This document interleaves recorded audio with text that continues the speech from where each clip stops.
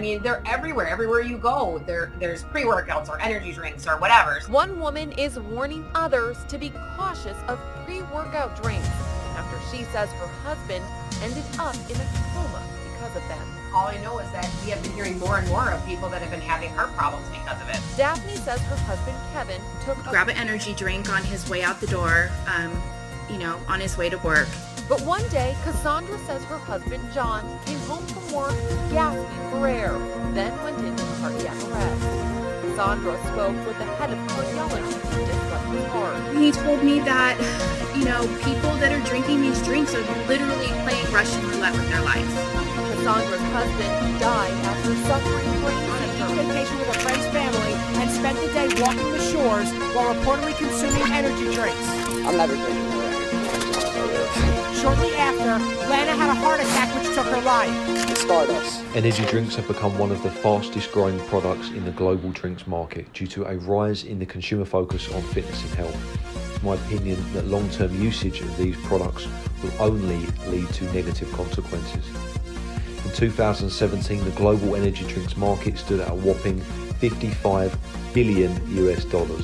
I think that this will continue to rise as more and more people fall for the lures of increased strength, pump and cognitive focus whilst in the gym, especially considering that anyone with a decent following in the health and fitness industry sells their own rip-off products online to their fans. Even with the more stringent guidelines of what the energy drinks and powders can contain, today's more commonly used combination of ingredients and the amount of each can still pose a risk for some. And even with sensible usage, over the long term it becomes very easy to get stuck into a vicious cycle of dependency. I don't know if I want to train today. Hey Dad, chewy fruit Ruckus is back. I formulated this. It would be awesome, but we'll see if this can get me through.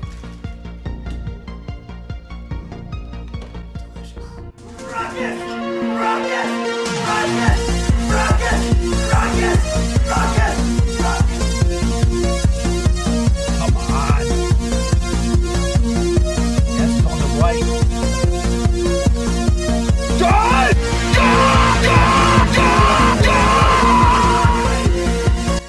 In 2014, a pre-workout from a lesser-known brand put me in hospital for a week. I had a serious bout of nerve inflammation, and irrespective of what the doctors told me as to the cause of the issue, I knew deep down that it was from the pre-workout. It was not merely a coincidence. I was poisoned by something in that pre-workout. You never know how you're going to respond to a certain concoction of chemicals.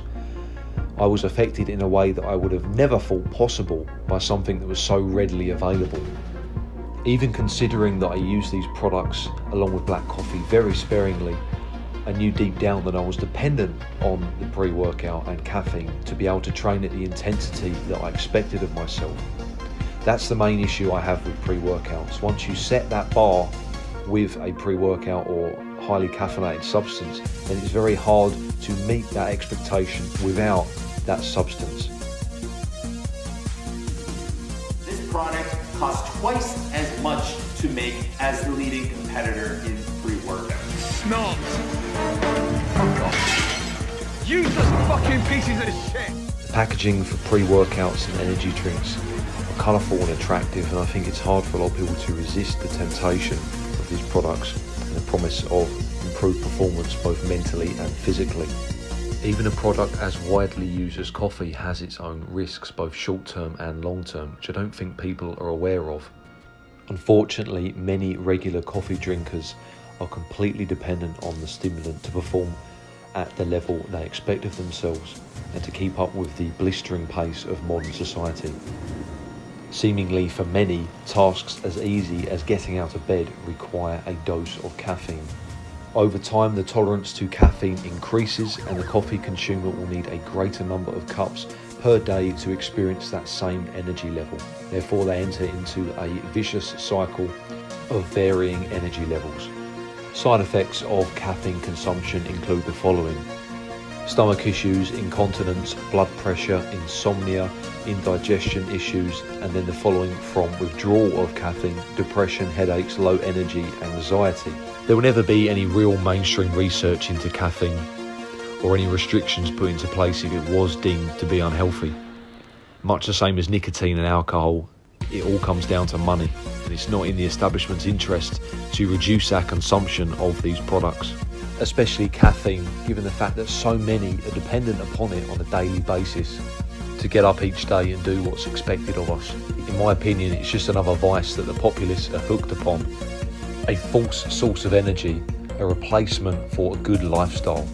It's used to mask how we really feel, and I think that's where the problem lies. Needless to say, I haven't touched a pre-workout since early 2014. I've had maybe 3 cups of coffee since that date.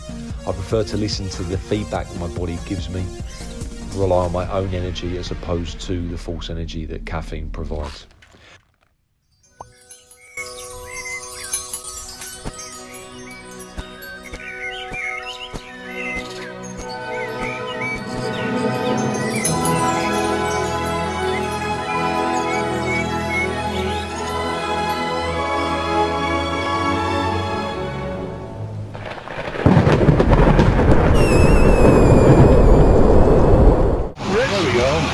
You're certified.